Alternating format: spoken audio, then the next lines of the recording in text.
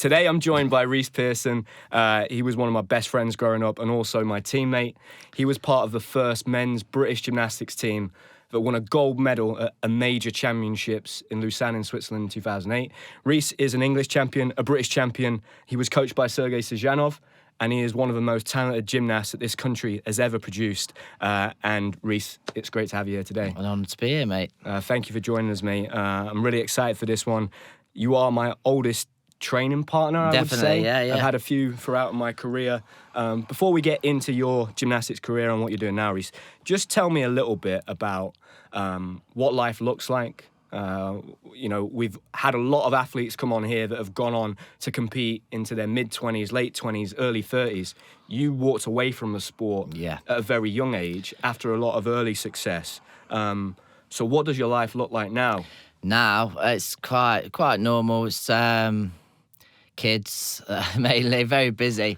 I still keep fit. I still work out quite a lot. I think that keeps me mentally sound. But yeah, just go to work in the morning, the normal day really with the kids and stuff. And yeah.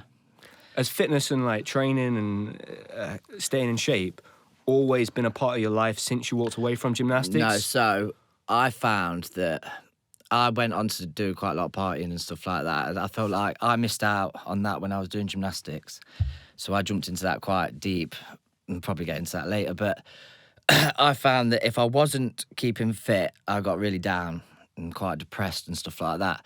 It was one of my mates, Naveen, he said to me, I told him I was feeling a bit down. He said, your body's used to you bringing out all these endorphins and working out and you've just shut it down.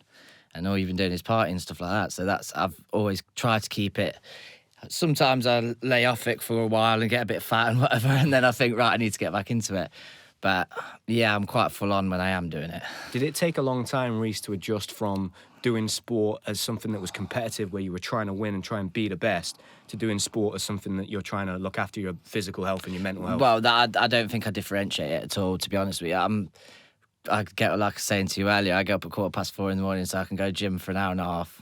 I always say to my girlfriend, I'm only going to go back and I'm just going to do 3 days a week and I'm just going to keep fit and do cardio. And then I get really into like bodybuilding side. And I think that's just my personality. I'm just quite all or nothing. And is it competitiveness, that, Reece, or do you think you have a personality that lends itself to getting really hyper-focused on one thing? Yeah, I think my worry in my head and stuff like that is that if I'm not putting my all into something like that, then I'm going to slip, and that's when I start drinking and lose myself a little bit. Like, I've always feel like I'm on the edge of that little bit. So my missus is like, why don't you just have the day off tomorrow? And I'm like, that's how it starts. Then I don't care about it anymore. Then all of a sudden I'm being a bit lazy and everything seems to go downhill. So I try and keep that kind of fire alive there. And then that helps my mental health. So it sounds like sport for you now in your life is like a real anchor and a pillar.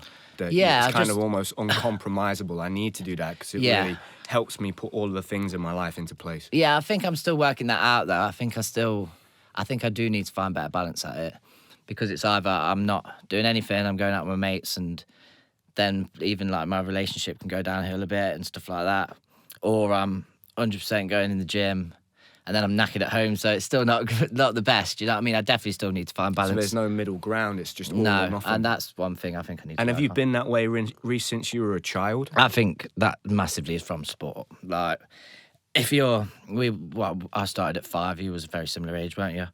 I think you start off and you're told like you could be really good, you could do this, you need to work hard. It's just implemented in you from a young age, isn't it? And then it's hard to break out of anything like that. Yeah, it's almost like you've been institutionalised. Yeah, right? definitely. Yeah, 100%. And then fitting back into normal life after that is very, very difficult. Yeah, I think I was quite young. I mean, I just remember when I quit, all I wanted to do was be normal. That's all I remember saying to my mum and everything. Walked away and I said, I just want a normal job. And I was thinking about this before I came on the podcast. I remember thinking that I was like supernatural because we did gymnastics. I was like, I could do electrician, I could be a plumber, I could be anything I wanted to be. And it'd be easy. And you work out that it's not at all. You're not like born supremacy, you know what I mean? Just because you've been training for the rest of your life. Like, it's totally different skill sets and stuff like that. But yeah, How did you get into the sport, Reece? What was your story? I know that a lot of people that we have on this podcast, and I don't actually know the answer to this question, a lot of people that we have onto this podcast that are gymnasts, it's the classic, I couldn't sit still, I was moving, it was a teacher, or it was somebody that saw me at a park and they steered me into the sport. What was your story and how did you get into gymnastics? So, my brother got in quite a lot of trouble at school, and my mum didn't really want me to go to that school, she always didn't really want me hanging around like the area or anything like that. Couldn't sit still, very hyperactive. Used to fly from sofa to sofa trying to be Peter Pan, that kind of thing. So then one of my mum's friends said to her, you need to get this energy into something. So then we went to Stonehill, it's a little school in Birstall, Leicester, where I live, where I'm from. And they said, he's got a lot of talent here. So they sent me to another one in Beaumont Leys, and then they just said, he needs to go to Nottingham School of Gymnastics. So that's where I ended up there and did that testing thing that you do with Barry. Can you remember that first session? My memory's quite bad. You're the date man. You can always say 2019. I can't never remember when it was, but I really do kind of remember turning up there because it was intimidating. It's a big place. Yeah, it's massive, a very busy place as well. Yeah. And you're like, whoa. And I do remember having to do like all these different moves and stuff like that, and then him pretty much going, yeah. And I was like, that was quite easy, do you know what I mean? So, and then it all started from there. I think it was like, started off like 2-3 days a week, and then, as you know, all them hours that we did, it spirals quickly. I mean, it always made me laugh when Sergey just wouldn't let us go. I was listening to that podcast about Sergey the other day, and when our mums were my mum and your dad or your mum was at the door, and it's like 5 more minutes. It's like an hour. It's like, oh my God. But even at that age, Reece, when you started, because clearly you had a talent, right? Even if you weren't aware of it at that point in time. When did you become aware that, okay, maybe there are certain physical attributes that I have, but also the mental side of things that are slightly different to the other boys that I'm training with? Because you were one of those kids, I personally feel, that progressed very quick and had a lot of early success. Yeah. I think my early success was due to I was good at competing. Like, I always felt like you were a lot better at like doing the crazy moves and stuff like that. I always felt I was a bit more nervous, and I kind of had to do a lot of preparation before I try something big, whereas you just went in and did it, and I was always like, whoa. But I think that's where the early success came. I was always quite good at like channeling my nerves and trying to tell myself, like, you do know how to do this. I know it's pressurised. But in terms of thinking I had a talent, I think when me and you, I think it might have been me first, I'm not sure, when we got into the national squad really early, didn't we? We was like the youngest. I remember you getting onto the national squad. Was that world class start, was it called? World class start. Yeah. You were a year before me. I remember you went to France maybe for your first camp. You went to Lyon. Yeah. You had a training camp there. Yeah. And I can remember even at that point, you had like a natural gift for things. You would pick things up quick, even if you were scared to try some of the bigger skills. Yeah. And it was certainly for me, it was that performing aspect. Where do you think that came from, Reece? That ability to perform under pressure? I don't know, because in my head, I was scared. You know what I mean? Really? Yeah. I definitely wasn't like, when people say, yeah, it doesn't really bother me, it wasn't anything like that. I don't know where, I honestly don't know. But I think that was the edge that I had on other people. Like, I could tell myself, you've done this a million times, do you know, like, and it's only one more time. It's interesting that you say that, mate, that you still had those nerves, because you would never tell, and I think you masked a lot of that by your confidence, and you were quite a larger-than-life personality. Do you think that maybe come from having, like, a really older brother? Yeah, because I know my younger sister, for instance, like, there's a big age gap between me and her, and she's so confident, almost too confident for, like, a younger sister. Yeah, like, I don't want her to be that confident, but she gets it, I think, from hanging around us because we were a lot older than her, and she had to kind of grow up quicker in some ways. Yeah, I mean, the age gap between me and my brother is quite a lot bigger than everybody else, so it's nearly like, I'm trying to think, it's like 20 years, so... Yeah, and he was a big personality and a massive thing in my life, to be honest with you. I always looked up to him. And yeah, I think so. He was a very popular person and very outgoing. So yeah, I would say that. And I'll probably like trying to be like him personality-wise as well. But I think that comes through naturally when you got a sibling that's older anyway. But Yeah, I would probably say so. Yeah, I mean, I've always been loud and stuff, and so What was it that you loved about competing, Reece? Because I felt when we were kids, like at times the training, like the hard work was sometimes you found it difficult to get yourself motivated for, especially if we were quite far away from a competition. But then all of a sudden, 1 week, 2 weeks before a competition, you kind of turn it on and it was like, yeah, how is he doing this? Like, I think I get distracted easily. So it's like you always had that tunnel vision. It was crazy. Like I'd be trying to make you laugh and stuff like that, which happened a lot in the gym. And you was like kind of trying to block me out and like trying to ignore me. And I'd be like, what's up with him? But whereas I'd be like, probably going one day, right, I really want to be Olympic champion. You know what I mean? I want to try my hardest. And then the next day I'm kind of like, I might try and see if I can throw this chalk in that bucket on the other side of the way. Do you know what I mean? So like I always got distracted. So I think from what you're saying there, like towards the competition, I kind of switched it on. I probably thought, oh, come on now. You only got a few weeks left. Let's really get stuck in. And then that's where I think my confidence, as soon as I can get the routine going quite smoothly, you can build off that, and then it's just repetitive motion after that. As you know, it's just over and over again. And then maybe when you don't feel that great, you got to try and do more, push a little bit harder, and try and get the routine out again.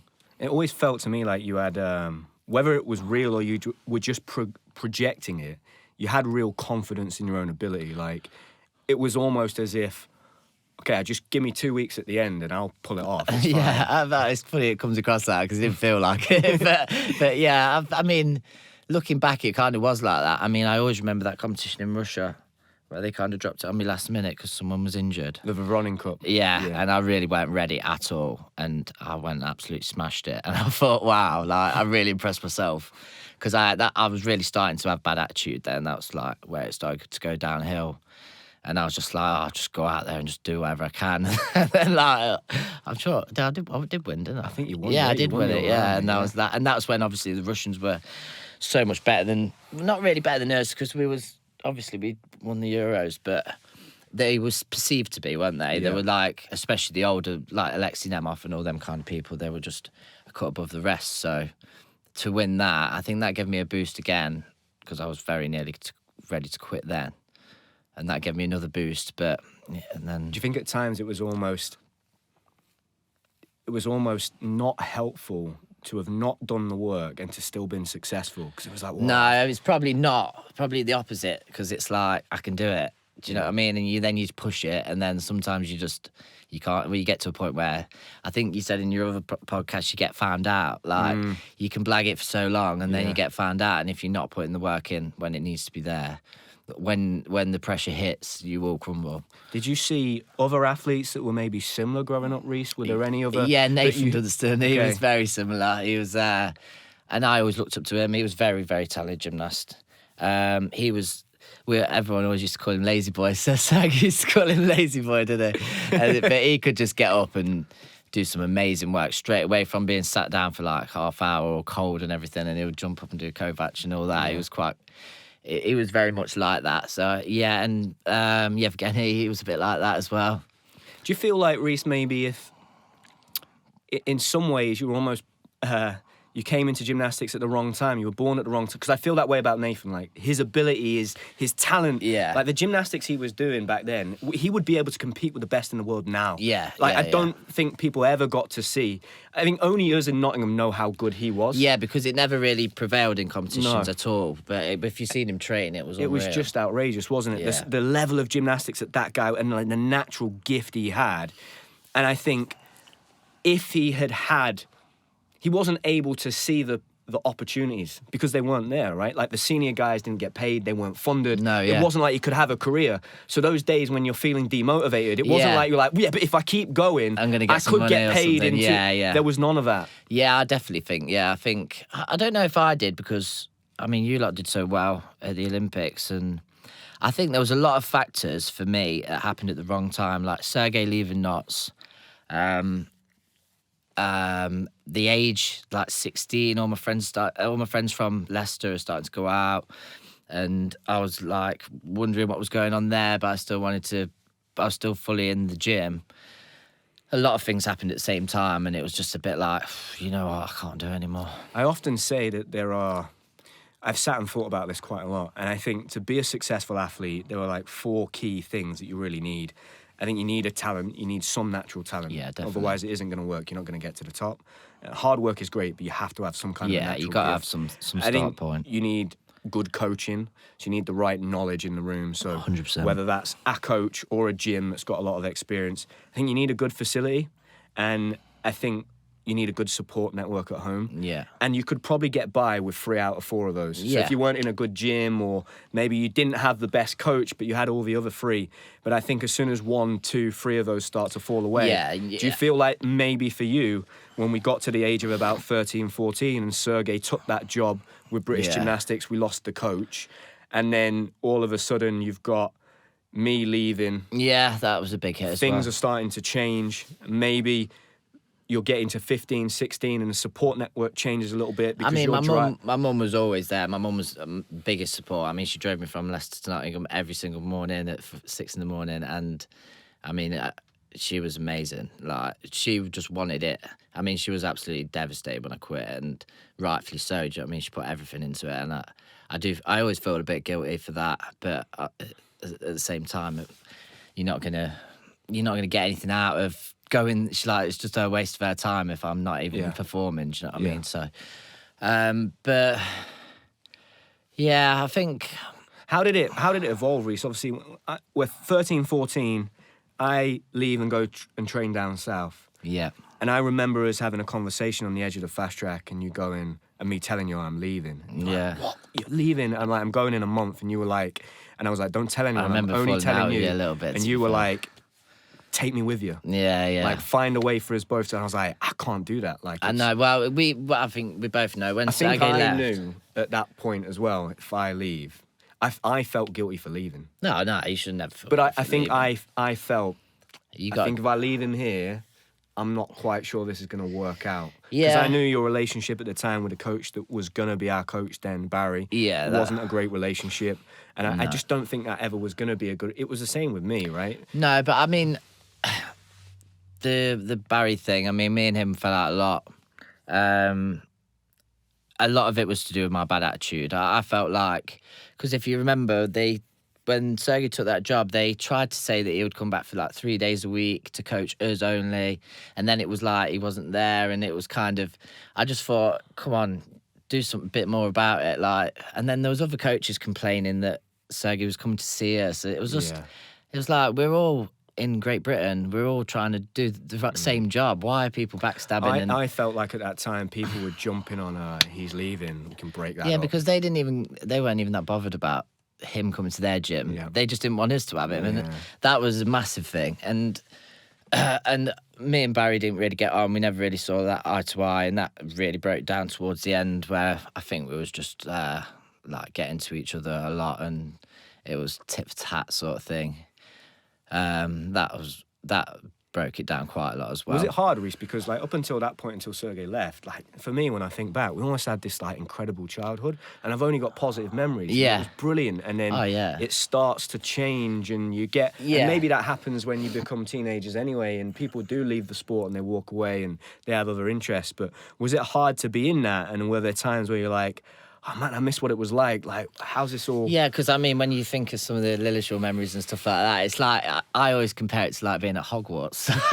You know, when you're a kid, I mean, we're in this massive place, fields. We used to play manhunt and get up to all kinds of craziness, didn't we, in our time? But no one our age was going with a group of their mates to go and do a sport they love doing in a massive... It's like a castle, isn't it? It is like Hogwarts. I mean, I remember us going, like, having a look down the wells to see tunnels and stuff like that. It was crazy.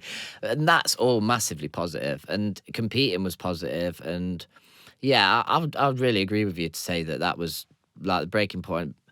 And there wasn't really anything negative up until that, really. Yeah. No. Was there are there any moments that stand out, Reece, where you thought, maybe I'm not going to be able to ride this through, you know, when we'd left and Sergey left and the relationship with Barry maybe and at the gym, because you still carried on for a few years after that. Yeah. And the Junior Europeans was around the corner. So I guess the potential to be there at the Junior Europeans, did that keep you holding on to Yeah, that I moment? think so. Yeah, I mean, that was like the goal from quite a few years before, and it got more and more. It showed itself more and more that we could win it. Do you know, that's what it was. It was always like a bit of a pipe dream, and then as we were getting closer, we was like, well, we were really in the running for this, like.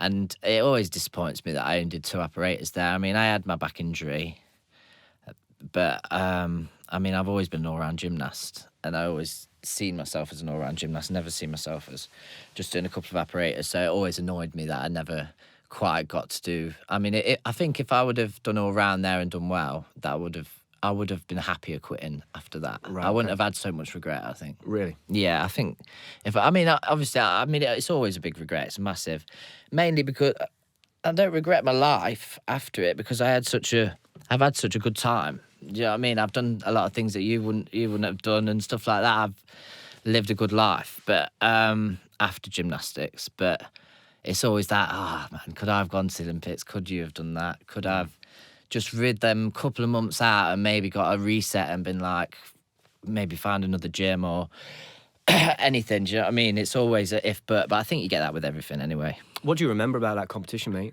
You know, obviously we went and we won that gold medal, and for me, I remember qualifying first on pommel. I went and watched that in my prep before this. I went and watched that pommel routine. That's a beautiful pommel routine. That was, I mean, what a pommel routine that is. Yeah, that I really flew on the first one, and I was like, in my head, I was like, I've got the gold medal. Do you know what I mean? You just always forget that you got to do it again, and it's like, oh, what? I've got to do it again. I've just done it. But yeah, it was special, wasn't it? Because I remember even when I chat to Dan Purvis now, we've said to each other, did you ever feel more nervous than that? And I was like, no. That felt like the biggest thing in my life. Even the Olympic Games, I was like, the pressure on our shoulders at that Europeans. Yeah. I think because we had 2 Russian coaches, and it was like they were definitely competing. Them trying to beat those Russian coaches. 100%. It was an ego thing, and like they were making us do routines after even after podium, we had to go do another pommel routine. It was just the pressure was like enormous. And it felt like there was a lot riding on it, and to have then gone and done it was a very special thing. It was surreal. That's what I'd say. Like, it's very blurry and in a good way. You know, if you like, I don't know, if anything happens, it's a bit like when you have a kid and stuff like that. It's like, I know it was happy, I know it was good, there's bits I remember, but it's very blurry, and like, because obviously it's just pure like serotonin, really. Like, winning something like that, there's nothing in the world that compares to it, I don't think. Like, do you still like, are you able to be like really proud of that moment and that achievement? Because that moment, that was that really, well, you were part of history. That was pinnacle. Kicked off essentially a lot of the success that we went to have in the years that followed. That was the first moment. I always say it's always hardest to be the first, you know. Yeah, no, like, I think that's why for the first time. I think that's why, like you said, there was that much riding on it. I think with how the Russians are, man, I think they knew this is it. You know what I mean? This is what could spark off the whole thing, and they were right. You know, so I think that's why there was so much pressure on our shoulders. They were like, if we win this, then it's gonna cause like the rest of Great Britain to jump on it, and they did. What was it like then after you came back, Reece? So you've just won that, you win a gold medal. You know, you said that you kind of look back now and wish you'd have been able to do 6 pieces, but you must have come home like motivated and enthusiastic. I told you, I can't remember. I've got a really bad memory. I can't. You know that time between being 16, so I think at the time I was 15, you were 16, 2008. And I think at that time, maybe that summer you made the decision to move to Loughborough, because that's when I moved back. Yeah. And you tried to do that. How did that all come about, and how did that break down in Nottingham in the end? I remember the last bit, the final straw in Nottingham was, there was a coach called Nick there, American guy, and I really got on with him. So he'd coach us like a couple of days, a couple mornings a week, maybe a bit more if Barry wasn't there. And I just really felt the motivation with him. I felt like I kind of got this little spark back from what I had with Sergey. I was like, wow, like, and you know how the Americans are, they were like, yeah, man, you know what I mean? They're very motivated and all that kind of stuff. And it was really pumping me up, and I thought, this is good. So I asked Barry if I could go with him, and he didn't have any of it. He was like, no, you're my gymnast. And I was like, this needs to... And then I got kicked out. Did you used to do that stuff? Did you do that on like almost on purpose to be able to leave? Get out? Yeah, I think I was just trying to wind him up. To be honest with you, I was angry at I was angry at British Gymnastics. I wasn't angry at Sergey for leaving, but just for being in the situation. I remember being that way, mate. I remember feeling that. You know, but you can't really. It sounds as an a bit older, harsh. yeah, as a kid, you don't understand what's going on in the background. You're like, just stay. Why are you leaving us? Are we not good enough for you? Like that's how it felt. Yeah, a bit. I think at the time, you know. And Barry was obviously angry at me because I didn't really want to train with him. So it was a very hostile place to be at that gym at that time, and. Yeah, I was just getting kicked out. And then it was just like the kind of bad attitude. A 16-year-old kid came out and I was like, I've always been a bit of a class clown, like trying to get laughs. So I was just getting laughs and then getting kicked out for it, basically. Have you always pushed back on authority a little bit? Yeah, or those figures? I'd say Where do you think so, that comes from? I don't know. My brothers definitely like it, but I suppose my dad is a bit as well. It's just a bit more of like... Well, I'm not doing that if I don't want to, do you know what I mean? I suppose so. I was definitely a lot less compliant than a lot of gymnasts. And if I didn't really want to do something, I think it's definitely just natural though. It's not like I've got a terrible attitude or anything like that. It's just certain things I'm like, no, I'm not going to do that. And I'm quite happy to say I won't do it. Do you feel like you were the type of athlete that needed to be man-managed really well? Yeah, I think how Sergey had us was perfect. I heard you say in that podcast the other day about you just wanting to impress him all the time. That was just me all the time. So I think our competitiveness... it was friendly, but it was like you'd do something and Sergey would be like, wow, and I'd be like, right, what can I do now? Because Sam's just got his attention, do you know what I mean? And then that's how me and you got so good, and that's definitely the underlining. If you've got a training partner that you can be like that with but still be amicable and friendly and good friends with, then that's like the best combination, I think. Yeah, and I think almost it felt to me like when we were in our gym, we were very competitive and wanted to beat each other. But if we were outside of that setting, it was us against everyone else. Yeah, definitely, especially the school we was in, because we were... I wouldn't say it was like a really rough school, but there's definitely a lot went off.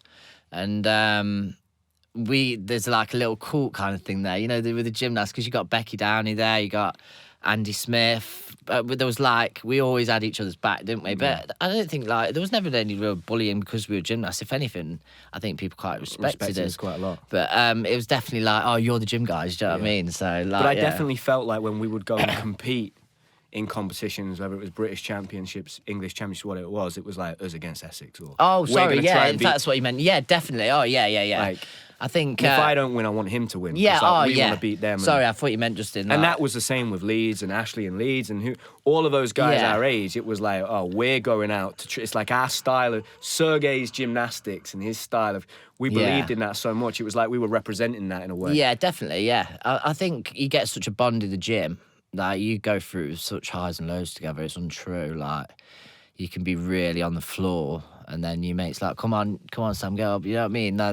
And I think that goes to the competition with you. Do you know? Like, then you're like in battle then, but it's the two of you. Definitely, that's definitely true. Yeah, I actually, when I did a little bit of research for this episode, I typed your name into Google. One of the articles that came up was a competition in Switzerland.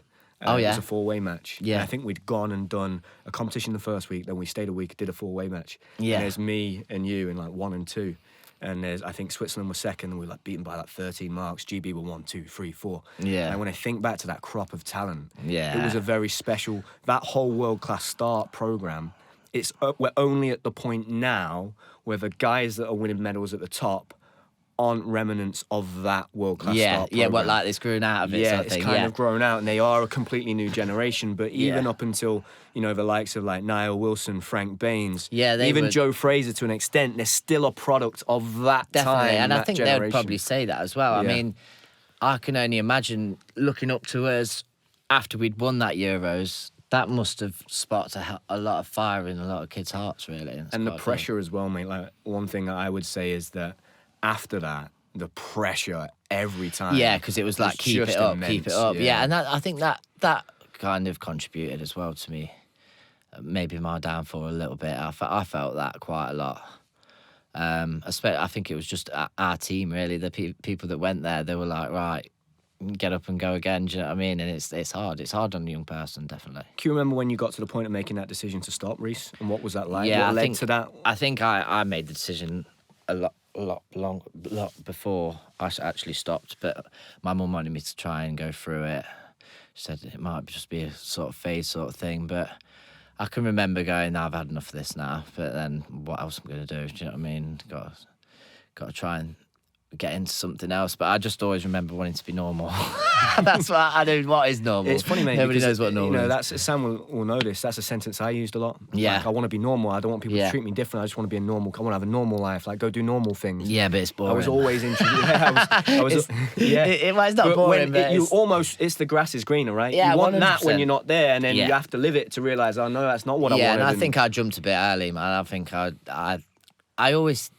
think I always thought I knew everything. Do you know what I mean? I'm like, you do when you're young, But right? I remember quitting, thinking these are gonna train like crazy, and then it's like the Olympics gonna be done, and that's gonna be it. And it obviously wasn't. You've all gone on to do really good things, and that's what I honestly believed. And I thought I don't want to waste a load of years. And I had the back injury, and that I didn't want to make that any worse. In my head, I was thinking, am I just like really messing myself up here?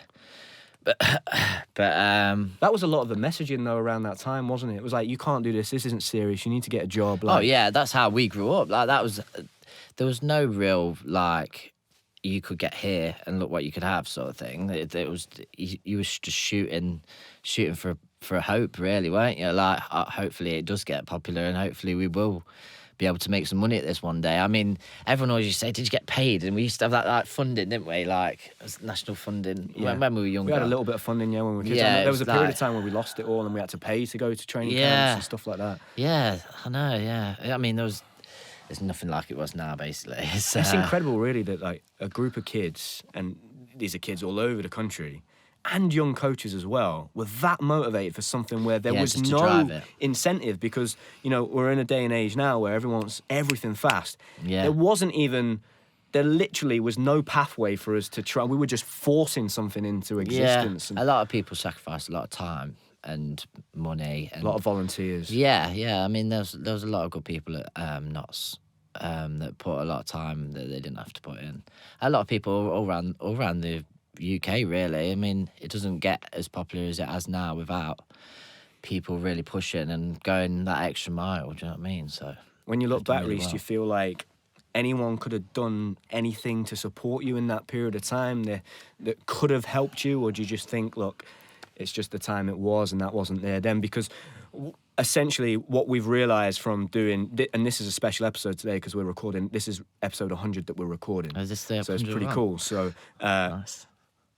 we've had gymnasts, it's the same story. Yeah. And whether you retire at 30 or you retire at 18, and Yeah. you finish at 12, 15, it's kind of, we're hearing the same story again and again, and you're kind of just left to your own devices. Oh yeah. And yeah. you kind of trying to figure that out when your life has been so regimented, and you know that every day I wake up at 6, do I'm at the this, gym yeah. at 7, I go to school. After school at 3, I go to the gym, I go home, I have my dinner, I go to bed. And then all of a sudden for that to be gone is... Did you always get that question? I always used to, but what are you going to do after you finish? Like Yeah. everybody, Yeah. I mean, I was like, I don't know what. Like, I'm still in it. Do you know what I Yeah. mean? Like everyone's like, yeah, but it's all right for now. But because obviously, I mean, people go on a lot older now in gymnastics. But they used to be like the thing, oh, you're going to get like injured about 25 or like maybe a little bit older. being in a but- wheelchair, we used to joke Yeah. around that, didn't we? Yeah. Like say, oh, we're all going to have arthritis, Yeah, we I won't be able know. to move. And I mean, it's a harsh sport on the body. There's no doubt about that. It's got a little bit easier with the floor being a bit bouncier, but it's still. I mean, it's more the training, the repetitiveness of on the spine and all that. It's hard work on your body. You have to do a lot of stuff in preparation to make sure your ligaments are strong enough and make sure everything else is strong enough, and you do get injuries. So it is hard. It's hard on the body. when you made that decision, Reece, and you stopped, at that point in time, how did you feel about the sport? Was it a case of, right, I want nothing to do with it? I need to Yeah, go I away? literally. I mean, I had to rewatch your Olympics because I couldn't watch it. I was really upset. I didn't want to speak about it at all. It was really, I mean, this is what I was worried about this podcast, because I literally deleted a lot of stuff out of my head because I found it really hard. And I felt like there wasn't a lot of people there to help me out and stuff like that. Even though, looking back, my attitude probably didn't help. It didn't welcome people to help me because I was very much like, no, I'm not doing that. I'm not doing this. I have bad attitude. But yeah, I had to I couldn't watch any gymnastics at all. And yeah, after I had to, I didn't watch the Olympics live. Yeah. And then I was like, I've got to watch this, man. One of my best mates is in it. But it was too emotional for me to watch it actually when it was going And is on. that like, was that like self-preservation at the time, Reece? Is it Just protecting regret. yourself from that pain? Yeah, definitely. I mean, yeah, I would say so. Just thinking I've just got over that, like, the last couple of years and don't really need to revisit it, sort of thing, I would say. And do you feel like maybe you didn't get any closure as well, and that's why? Yeah, I think, it was just kind of, right, it wasn't like the last competition and go out on a bang or anything like that. It was like probably a couple of years of, like, in and out of bad attitude and bad training, and then maybe a competition that was all right, and then it was like, yeah, I've given up. So, yeah, I'd say it didn't really get any closure or anything like that. Can you explain how it feels, Reece, when, you know, because for me, when I got taken off the GB team, and look, I've gone on and had this career, and, you know, I was on the national squad for over 15 years, and when I got taken off that squad, it's like a massive, rejection that you're facing, Yeah. and it's like, whoa, like, all of a sudden, you think you're not going to be that guy that gets treated that way. You're Yeah. Yeah, you it won't see be it me. happen It and won't you're be me, like, but they won't yeah. do that to me, and then it Yeah. happens to you, and you go, oh, wow. I think you realise that you're just a number, really, and unless you're got, money drives as well, don't it? So if you're not pulling in revenue for them, or, I mean, it is just a number. They obviously build a relationship with you, and they quite nice to your face and stuff like that. But when it comes down to who are we picking, Yeah. it's a rough world, isn't And it? did you learn that life lesson at that point in time, Reece? Like, was it quite a harsh way to learn? To be honest, I always remember, I mean, Sergey was always saying, come on, please just get through this patch. And he was really, but I just remember thinking it's gone. Like, really, the fire's gone. And then I was always someone, I'm still like it now, if I'm not the best at it, I don't really want to do it. So it was like, do I do this competition and probably not come anywhere and don't really have the fire in me to compete my best? Do I really want to be doing this? Like, I don't want to just go, like, from being that good to, like, scraping fifth or anything like that, which there's nothing wrong with. But, I mean, it's quite a drop in. Yeah. And it's just demotivating, isn't it? As like a 30-year-old man now, Reece, are you able to look back and go, that's the thing that was the difference between me carrying on and then going on and having a long, successful career and making it? Is there anything that you go, it was probably that, or I've seen that in other people and maybe I've got that in common with them? I always wonder if Sergey didn't leave and we stayed as were. I always wonder I think that would have been the perfect scenario. I mean, it's very selfish to say. I mean, he wanted to pursue the national squad job, and who wouldn't? But it would have been very interesting to see. I mean, I wouldn't have had any excuses then. Do you know? Yeah. Like, it wouldn't have been like, oh, this happened, so I'm going to have a bad attitude. It was like, everything's exactly the same, so why have you done it? You know what I mean? Whether I could have got to, like, the heights that I should have really peaked at, that would have been interesting. It's interesting you use that word. Did you use that for a time, you know, after you'd retired, Reece, and maybe, I'm sure it came up in family conversations and friends and stuff. Did you point to things and go, oh, that's why? Like, it was because that happened? I probably said it was because Sergey left and I didn't get on with Barry. That I'd put it down to that, really. Not, like I say, not blaming him at all. But if you're looking at what changed my whole perspective on the whole gymnastics thing, was that. Yeah. Because I felt like I'm being coached by someone I don't really get on with. Yeah.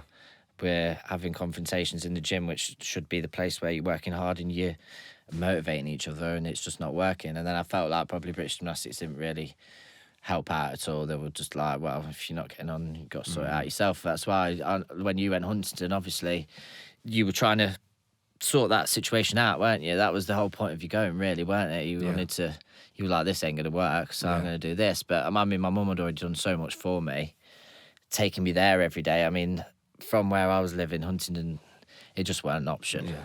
And whether it would have changed anything anyway, because I do remember my mum trying to sort out me going Hinckley, and I had a bad attitude then as well, because we were late. I just told her to turn around. And she got all the way there and we were late, and I was like, no, I don't want to do it, and we just turned around. So that's the kind of attitude I had at that time. I was very, I don't really know what the right word was, but if things weren't going my way, then I was like, no. I think it all went to my head a little bit, winning as much as we did as well quite early. That could have maybe a slight bit of arrogance, maybe. And maybe that, why aren't you helping me out? Yeah. Can't someone do something? We're like, yeah. Because we got built up to be these proteges that won the Euros, and then all of a sudden it's like, well, sort yourself out. It's like, well, I kind of just need a bit of help if that's all right. But I felt like, there wasn't enough support there really from British Gymnastics. What were some of the challenges that you faced in those early years after you walked away from the sport, Reece? Were there times that you struggled mentally in that period? Yeah, I mean, I went pretty much straight into like partying and doing things that I missed out on. I went straight back to my old mates, and they were just doing what people that age do, and got a bit bad on drinking sort of thing, I'd say. Went down a bit, because I didn't know what you do after that. Like you say, you're a bit lost, and then I'm just like, my brother and dad have always just been, you go work, you go down the pub, do you know what I mean, and all that kind of lifestyle. So then I just started really getting into that. But I mean, that's quite a slippery slope if you're like the same, like how I am inclined, you start liking something, you do it. Like, I've got very addictive tendencies and stuff like that. So yeah, I'd say it kind of went down a little bit. I mean, I was working, getting by, but not really successing or anything like that. I was just mainly trying to enjoy myself, but it probably went down a bit of a dark path, yeah. Do you feel like, Reece, the sport of gymnastics attracts a certain type of personality? Yeah, I mean, I'm not diagnosed ADHD at all, but anybody that knows me would probably say that I am. And we were saying earlier, I know the word gets thrown around quite a lot, but I think you need to be slightly neurodiverse, I think, to handle. And the energy needs to be there, and yeah, it's a lot to handle as a young kid, especially if like we did, it rose up quite quickly and we were really good. Do you know what I mean? There's a lot of expectation. But yeah, I think you need to be bounding around and stuff like that. I mean, one example was Hamish. Do you remember him when he was younger? He used to absolutely be a little terror, but he got quite good, because it's just like boom, boom. You got loads of energy, and I was quite a lot like that, really. I don't think I was as naughty as him, but. You just hear bellowed from the other side of the gym, "Hey, Rich!" Yeah, he used to go like telling off. 10 minutes. But he was a good and he'd just kid, be man. sat out he by was himself. So small as well. I mean, I'm small, but he was tiny, weren't he? But he had so much energy. But that kind of child, I mean, but then again, you look at Max Whitlock and stuff like that, he's a bit more calm and collective. So maybe, I don't know. I think you just need to have the capacity to, the motivation needs to be there 100%. If you're not a motivated person, then it's not the place for you. And I think that goes in any sport, really. Why do you think, Reece, so many of the gymnasts that we trained with or grew up with or competed with have struggled with mental health issues? Do you think that we are people that maybe would be susceptible to that with that even before we started gymnastics? Do you think it's the environment that we grew up in? Because I think when you chat to somebody and say, yes, as a 10-year-old, I'd train 6 or 7 hours a day, they go, you did what? It doesn't, those numbers don't even seem real. People think you're lying or you're fabricating. Yeah, oh no, yeah, it's hard. People can't fathom it. But I think it's like the stress that you go through. I think it's the mental stress, I think. But you don't even know it because you enjoy it as a kid. Like the competitions and stuff. If not many people have gone into an arena where everyone's screaming and you've been training for like 4 months or something to try and do this routine perfect once, and you go for it. You know what I mean? There's not a feeling like it on earth, and I think that definitely I wouldn't say it damages you in any way, but it's a lot of stress on the mind as a young kid. And I think maybe as you grow up, maybe you struggle with situations maybe a little bit, and maybe things are a bit harder. Do you also feel like it's hard to find that high when you finish? Oh, yeah. I mean... And you go searching for it. I mean, I've partied quite a lot. There's nothing that compares to that. Was like... That, I mean, that numbing, like, you can hear the crowd, but you can't really make anything out. It's just noise, but you're so focused at the same time. There's nothing like it in the world. Like, you're just looking at that handle, and your body's always like automatically doing it, but you obviously, I don't know how to explain it, but there's nothing like it ever. Like that is, and then if you land and you've done it all right, and then you put your hands up, and it's just like, oh my God, it's like there's nothing that compares to that. And I think that the loss of that maybe causes a bit of a depression. You have like singers and stuff like that, don't you? When they come off stage and it's all quiet and they get down, it's very much that same sort of thing. I think building up to a massive event and then it's done, and then it's like, I think you hear about it all the time as ex-Olympian yourself. Like once that pinnacle's reached or whatever, then you don't know where to go from that, and I think it's just a bit lost in the head sort of thing, aren't you? Yeah, I think a lot of athletes have that extreme kind of side to their personality that you've spoke about it today, like that all or nothing type of thing. I was having a conversation with Frank. I was with Frank Baines last night. We went and did a pub quiz, and on the way back we were chatting, and he said, like, nothing's ever as hard as me having to do 2 routines tomorrow.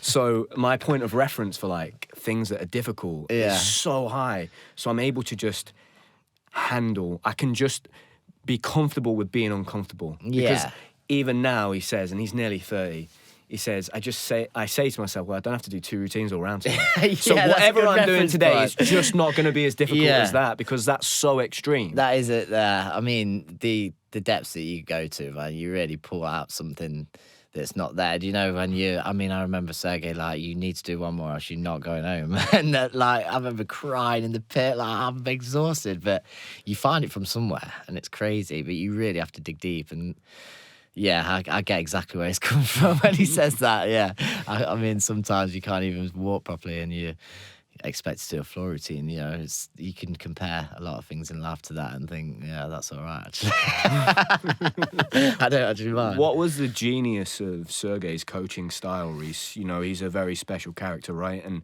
you know, one thing for me is that he's quite happy to coach anybody. He just loves coaching. He's a special bloke. I think he makes you feel like you can do it, like you can do whatever he wants you to do, sort of thing. But at the same time, you just want to impress him all the time. Like, I always say this when people ask me about him, that I felt like he was like my dad. You know what I mean? Like, I seen him. I've no disrespect to my dad, but I seen Sergey a lot more than I see my own dad, and he taught me a lot in the gym. Taught you a lot about life.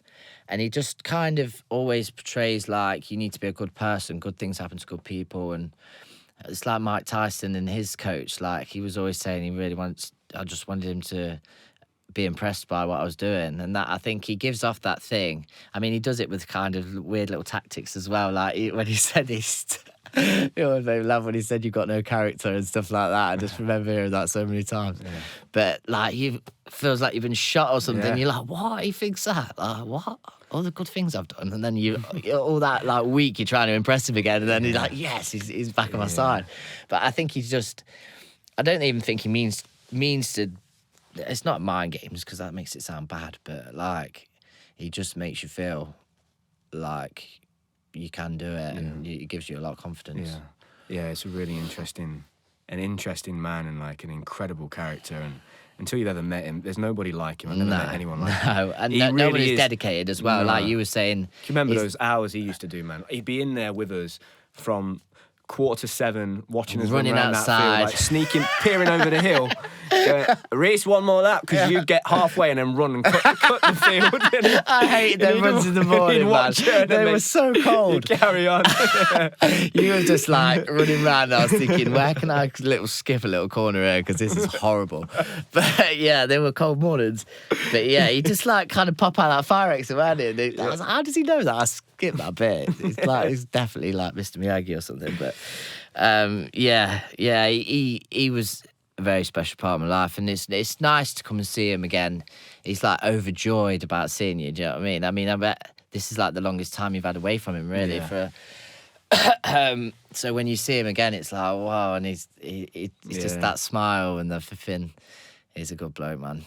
It's really, really role model. Really? Yeah, I've certainly missed having him in my life. You know, he was like a real like, mentor. And yeah, I did, especially when I quit. It was a big gap there. And then I whenever I came back, I was just like buzzing. Yes, I'm going to see Sergey again. So Yeah. You know, as I've gotten older and I look back at my career and I remember my childhood and I think about the people that I trained with, I think you and Sergey had a very unique relationship. And I think at times it frustrated me that I felt like he gave you an easy time or treated you differently to me. Definitely. But I understand now that I think he saw himself in you a lot. And what he was trying to do, he didn't want you to feel the pain and the regret he had in his own career. Yeah, that's fair. Because having grown up and listened to his story, I think he was a very talented, successful young gymnast. At 16, he was the Russian champion. Yeah. He was being tipped to be the next Olympic gold medalist.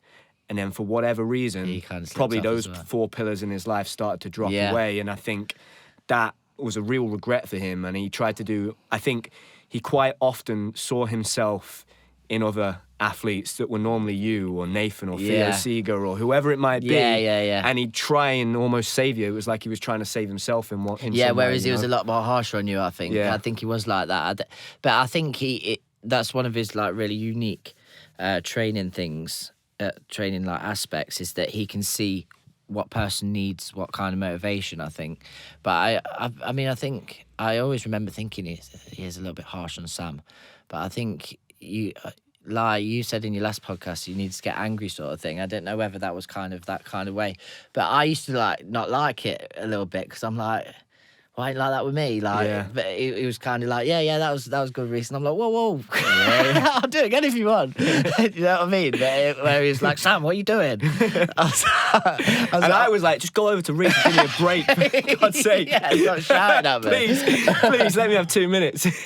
Yeah, but there was definitely a reason for it all. I mean, he probably, looking back, because I was quite hot-headed maybe a little bit, he probably thought if he spoke to me like that, maybe I would just reject it. I think that's probably what it was. Whereas you was very like, you used to take quite a lot, and you'd just like kind of walk off and then get back up and go. Whereas I'd probably argue back, and looking at it that way, it probably wasn't the best way to like shout at me. And I was like, probably anyway. having that same conflict, but I was just keeping it up there. Yeah. But you was and quite quiet, especially in the gym. You was always quite quiet and focused, weren't you? So. Maybe if you did argue back, you might not have shied at you that much. That's what it was. It was really good to see as we got older how close you two were. Do you know what I mean? Like, and it didn't.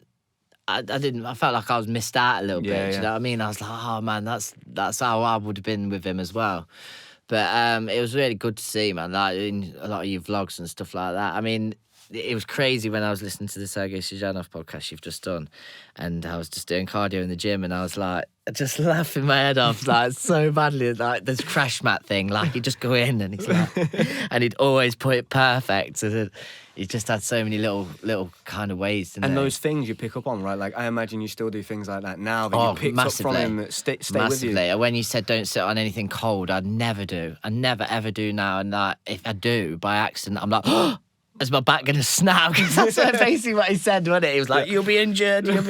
You'll be ill." Like, don't he was say so anything scared of you getting ill, wasn't he? Yeah, like, because I remember wrap up warm, put gloves on, put your hat on. Didn't you get really poised when there's some sort of snowball fight or something? Yeah, I can remember that was in that competition in Switzerland. I was like deathly ill, like shaking. Yeah, and he was like, "I told you." Yeah, he went mad, and I was so scared. I was like, I'm gonna have to compete, and I couldn't even see.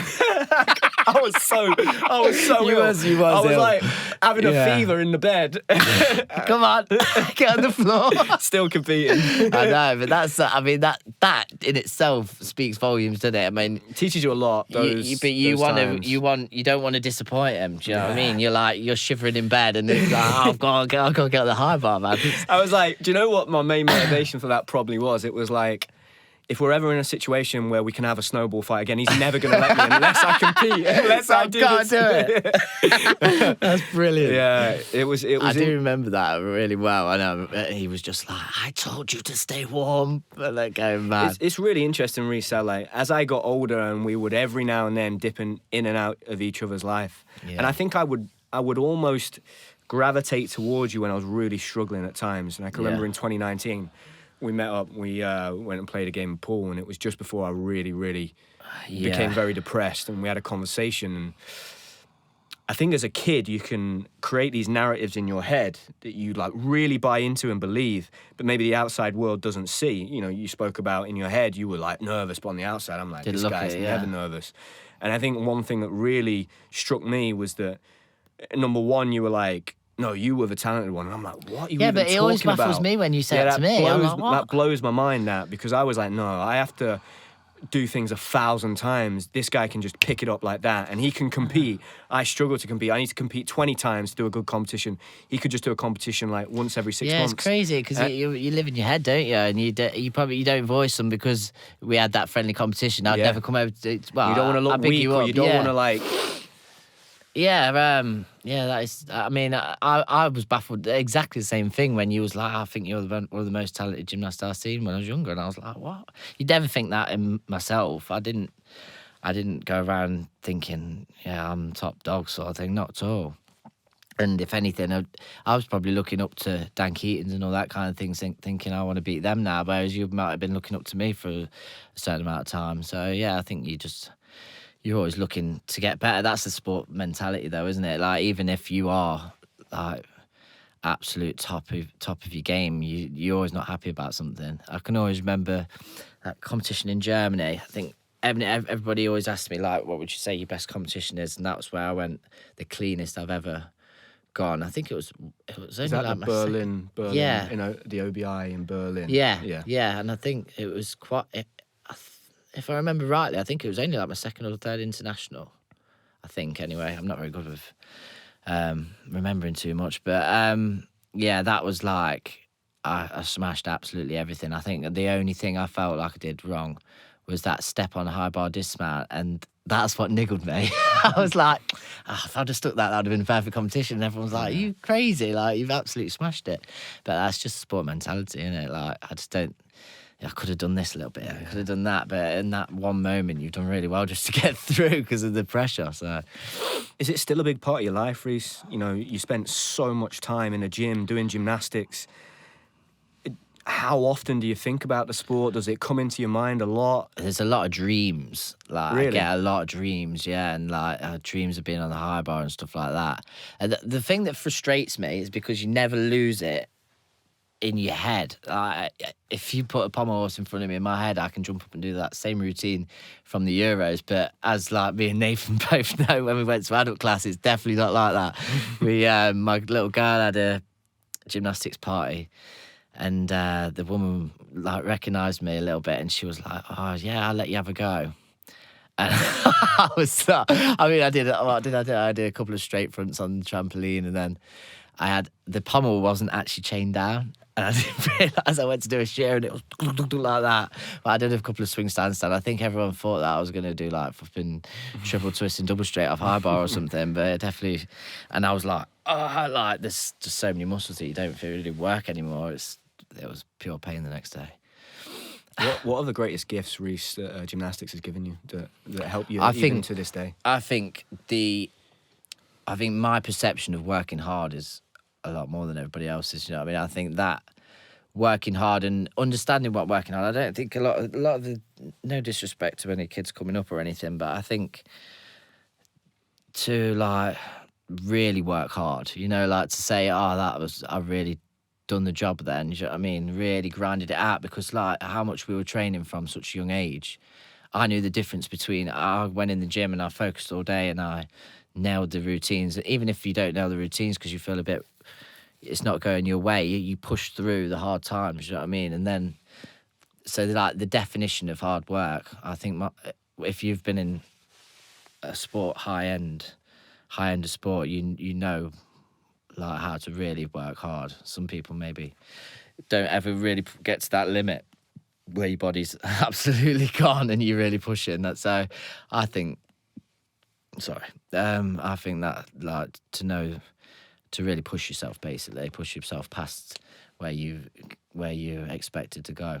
If you were going to have a chat, Reece, with somebody that maybe is in a similar position to you, so they're 16, 17, and they're thinking about, right, I like gymnastics, but kind of almost want to be a normal kid, and this over here, like, is there any advice now as like a 30-year-old man looking back in hindsight that you think you could give to somebody in that position? Because we have a lot of like high level gymnasts that listen to the podcast. Yeah. But I think probably the guys that get the most, guys and girls that get the most value from this are those teenagers that are 15, Yeah. 16, 17. 100%. And I think the people that come on, whether they're Max Whitlock or whoever they are, or yourself, like, I think the real value is hearing what were they going through in their head at that point in time. I think that's why this podcast was a really good idea. I was really happy when you asked me to do it, because there's a lot of people that you interview are successful. So it's easy to hear it from a successful point, like, oh yeah, and then I quit like after. But obviously my story was a lot different.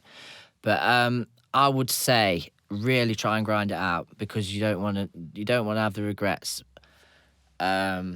See if there's any other situations you can get yourself in to try and maybe just get through that hard patch, because people do revive their career. Like, you can maybe have a year where it's not going that well for you, and then you've seen some people some people blossom later, like Theo Seager all of a sudden came out of nowhere and was just doing amazing work.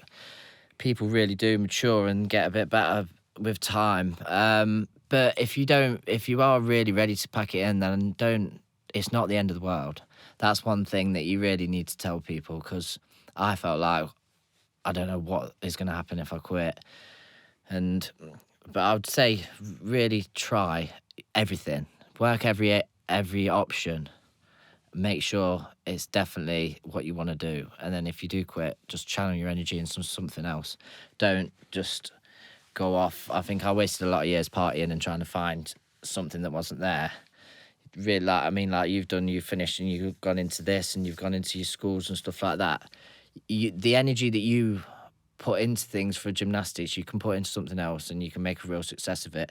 It isn't the end of the road. It really isn't. But make sure it's what you want to do. Yeah, I think it's really interesting when you're a young person, especially if you're a teenager, you don't really appreciate how young you are still. Like, no. You could literally revive, go into the gym 2 or 3 times a week for 5 years and then still have a great career. Yeah. And I think at 16 you think, I've got to be the best right now, otherwise I'm not going to make it. And that isn't often the case, actually. And actually the superstars, the best kids when they're 16, 17, 18 don't normally end up the best people. No, you look at, I think you could argue, if you look at the gymnasts that maybe finished 2nd or 3rd in those junior European championships, they've actually had more consistent, longer careers and less injuries than the kid that was tipped to be the next superstar. Definitely. I mean, what I find really interesting with gymnastics is, like, when I did start watching it again, I'm thinking, I don't know any of these people. Like, how did I not know? Like, we knew all the younger lads, like, but these are people that have just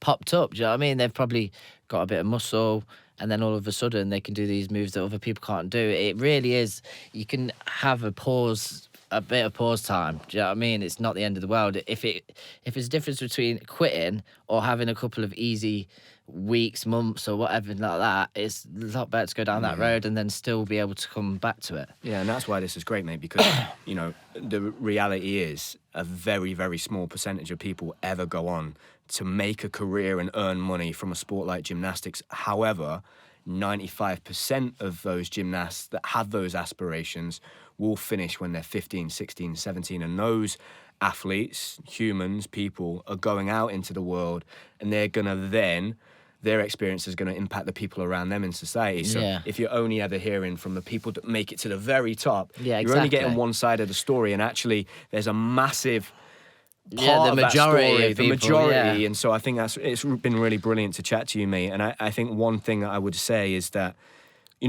and maybe you'd agree with this with me as well, I've never seen it work where the fire hasn't come from within the person. Definitely. If it's been forced by someone else, I would say I probably learned that through you in some ways. Yeah. I saw Sergey do everything he could, and I would see your mum do everything, but if you've lost that's and what it's it gone, was. That was the end of the road. It's not coming back. The love's not there. The only reason I would be carrying on now is for my mum, for Sergey, and there's no chance you're going to beat people that have got that absolute fire in the belly, that are going in that gym and making every single second count. It's just never going to happen. And that's where I've thrown the towel, because I was just like, I'd rather leave like this, knowing it was my decision. Then, when you've not got that fire and you're putting half efforts in, that's when you can really hate yourself as well. You can half going for things. And I've always remembered that Europeans do you remember that European trial that we had? And Yeah. And I was like, I had the right arse. And I landed on my face on vault, and then I just kept jumping off the high bar and stuff, and it was recorded. And I watched that back, and it was so embarrassing to watch. Like, that was the epitome of someone that's got bad attitudes, you know what I mean? And I used to watch that when I was like feeling crap and thought, watch this, and then that would get me going again. Like, I don't want to be like that. But yeah. Yeah, incredible stuff, mate. Amazing stuff. To finish off with, mate, because like we said, there were some amazing things that happened throughout your career. And for me, you know, I think it's important to acknowledge the difficult things and the challenges. But, you know, if you're going to answer the question, would you do it all again and would you change it? And, you know, most athletes that sit here in this chair go, no, I wouldn't change a thing. It's made me who I am. Well, then you have to acknowledge that it must have overwhelmingly been positive, right? So where are you at in your life right now? That's a really hard question, actually, because I always regret quitting gymnastics, and that regret will never leave me. It's always just like a question mark on what could have been, especially because you guys went on to do so well. And obviously I was in that team and probably the top end of that team, really. So that was always a regret. But would I change anything? That's a really hard one, man, because I had a really fun life. I've done a lot of fun things, which I know, like, when I speak to a lot of you lot that's carried on, they were quite envious of me, which I'm like, what? How are you envious of me? They're like, you got to go partying here and doing this, doing that. And yeah, so it's hard. And then I've obviously got my girlfriend and my daughter, and everything's turned out right. So if I did carry on, would that have happened? Would I just be like on my own now? And you don't know, do you? It's like if you could rewind time and you change one thing, it has a big effect. So I could just answer it with, I'm really happy with where I'm at now. So how I've got there, I mean, I would love to carry on and see how far I could have took my gymnastics and if things were different, but I don't regret anything. Tell me about being I do regret quitting, but I don't regret anything else I've done. Tell me about being a dad, Reece. Oh, wow, it's just amazing. I mean, my daughter's got she is neurodiverse. She's got a very rare genetic disease, actually. She's missing material on one of her chromosomes, but it just makes her into such a character. Like, she is, I mean, I'm quite a big personality anyway, but she's just hilarious. She's brilliant. And I had, obviously, my girlfriend's had a daughter before me, so I'm a stepdad as well. So I was a stepdad to be before Ada came along, but it's everything now. That's all I'm about. I don't really socialise too much outside.